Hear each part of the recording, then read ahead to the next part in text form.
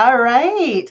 Welcome, welcome. Happy Tuesday. I'm so glad you're here with us. I am Megan Winkler. I am a burnout prevention coach and hopefully your new favorite burnout prevention coach. I'm also a master Reiki healer and a human design coach. Have an MBA and I am a witch. So if any of those sound amazing to you, then we should totally hang out.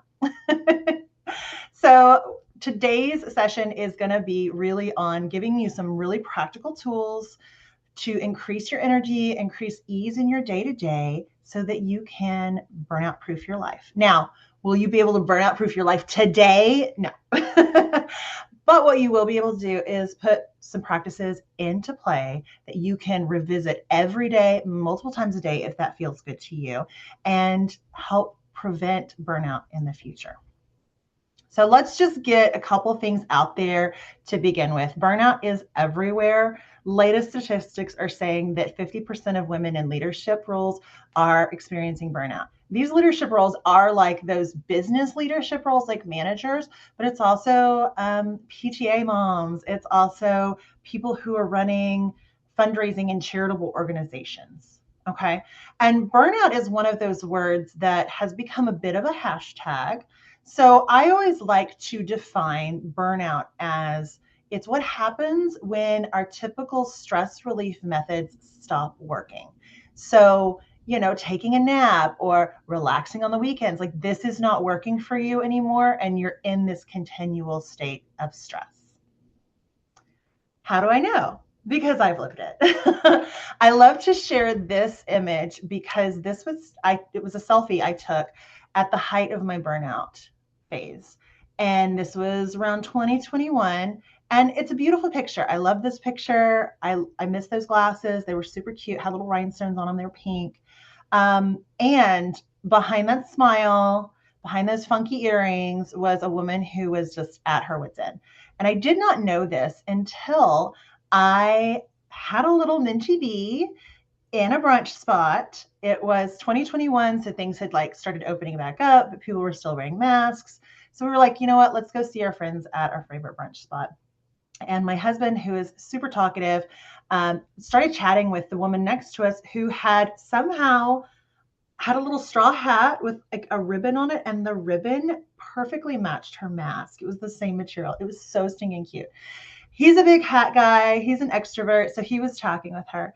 And her husband was a COVID denier and a bit of an anti-vaxxer, and decided that waiting in line for waffles and eggs was the perfect time to get on his soapbox. And little did he know, we had a very close family friend who had just been diagnosed with possibly irreparable heart damage due to COVID. And so this was something that was like really personal for us. And, we had done all the right things. And then this stranger was like yelling at my husband, and the walls started closing in. I got tunnel vision for the first time in my life. I've never experienced that before. I started crying. I started to feel panicky. I was like, I've got to leave this room. I was literally like begging these men to just stop, because my husband was standing up for us and just being like, hey, it's fine. It's fine. Like, we don't, we don't need to fight about this. And like this poor woman is like trying to pull her husband away. The manager gets us seated because we're regulars, and I cannot control myself. I am crying. I am shaking. I am blubbering. Like, the manager comes up and she's like hugging me, and she brings me a muffin, and like nobody can console me. And this is not normal for me. And that was the point where I was like, you know what? We have a problem here. And so I immediately looked up an online therapist and got the support I need. But being the person I am, I really dug into the research, because I was like, I need to understand why this happened to me and why it happens to other women, and why it takes some sort of breakdown in public, or our boss saying you need to take a leave of absence, or a doctor saying you need to stop what you're doing or you're going to die, for us to actually stop. So that experience led to a journey that I am continually on right now. as I said before, I am a burnout prevention and recovery strategist. I'm a human design coach, and I am a trauma-informed Reiki master. So I really, really am here to support your nervous system, your healing, and we're going to weave magic into everything we do, which is super cool. So what does burnout feel like? This is such an individual experience that I have never been able to pin down exactly what it feels like, but I'd be willing to bet you know what it feels like for you. It can feel like running on empty every day. It can feel like being overwhelmed, becoming uninterested in your hobbies, like your creativity just flies out the window. It can be snapping at your kids or your spouse or your partner. It can be laying awake at night worrying. It can be sleeping 12 hours. It's really interesting that burnout can be like insomnia and also oversleeping, brain fog, feeling like you're just lost or like something's just off. Now, I will caveat this to say I'm a burnout coach. I'm not a therapist. I'm also not a physician. So I'm in my early to mid 40s. 30s, that was wishful thinking, 40s. And, we've got hormonal issues that start creeping in this time of life. The world is in chaos all the time. So I encourage you to, if you want to work with a burnout coach, absolutely. And also, see your doctor if you're dealing with brain fog a lot or depression, anxiety, just feeling bleh, because it could be something else going on as well. However, for today, I'm going to promise you 3 things. So one is how to spot burnout early by looking at a few of the triggers that could be going on in your life right now. I'm going to give you 3 practical tools to protect your energy. And I'm going to help you with some simple ways to build more ease into your life. Everybody with me so far? Excellent. All right. So some of the signs of burnout include headaches, fatigue, illness, GI issues, brain fog, stress, poor focus, a disconnection, a loss of joy, being irritable, snapping at everybody, feeling overwhelmed by social situations, feeling disconnected from your gifts, disconnected from your spirituality, your magic, your creativity. And you'll notice that this is broken down into 4 sections: physical, mental, emotional, and energetic.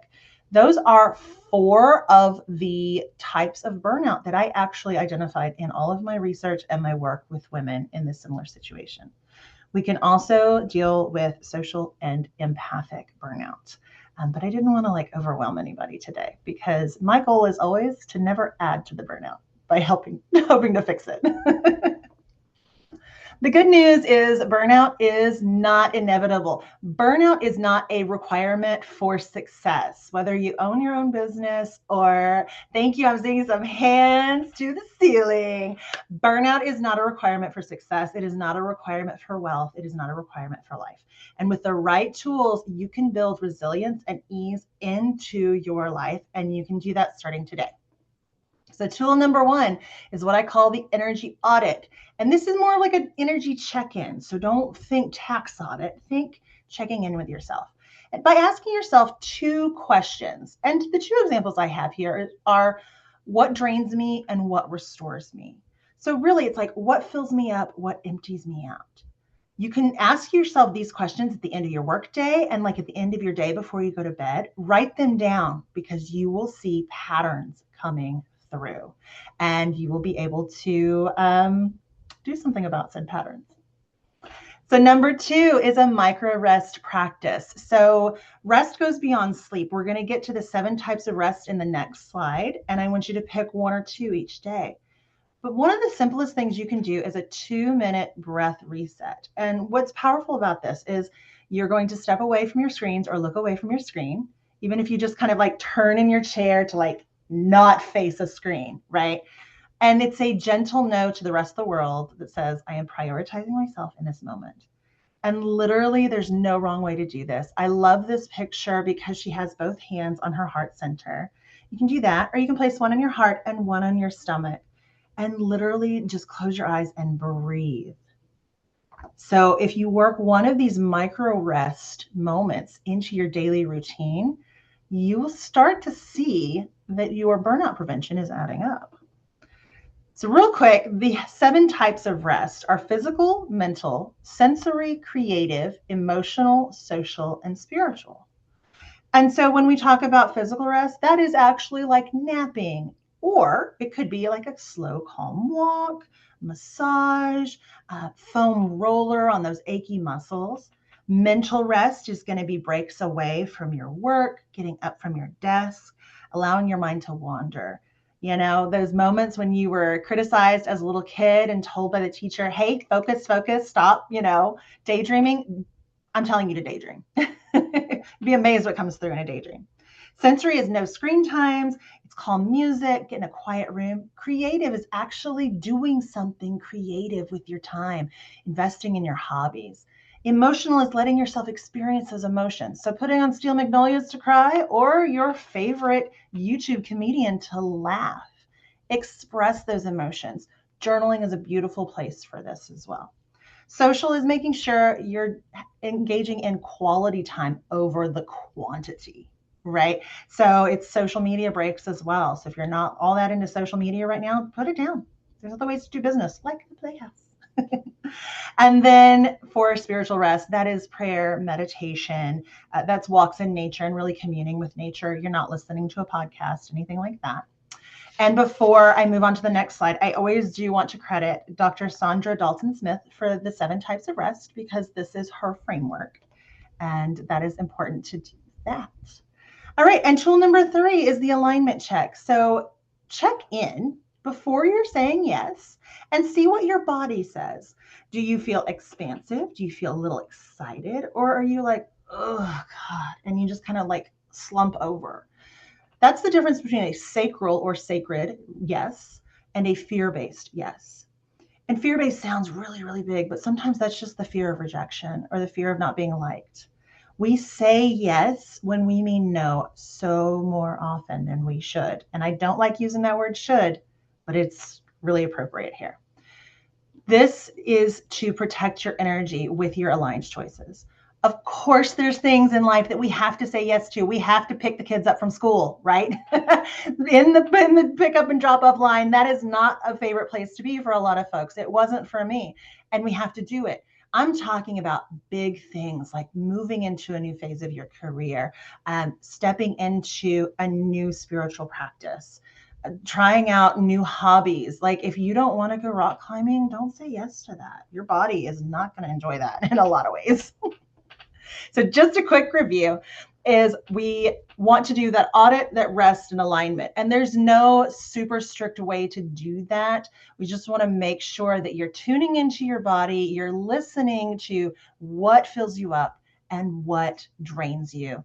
Then getting that rest in there, whether it's those micro rest moments or really diving into one of the 7 types of rest, and then coming into alignment and saying, okay, where can I say yes? Where can I say no? And where can I renegotiate things? Where can I say, let me get back to you on that?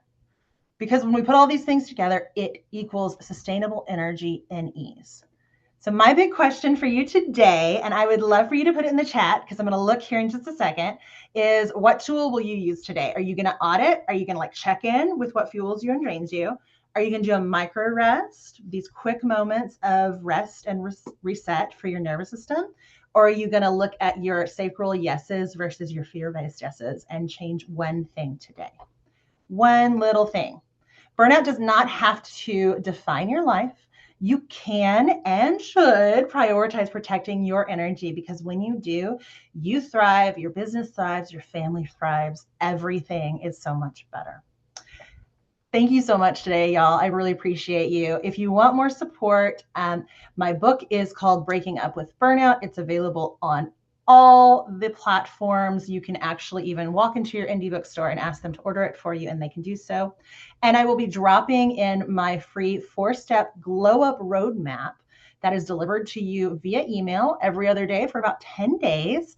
And there are 4 micro tools that I have not talked about in here that will help you in your glow up to finally break up with burnout forever. Thanks again, everyone.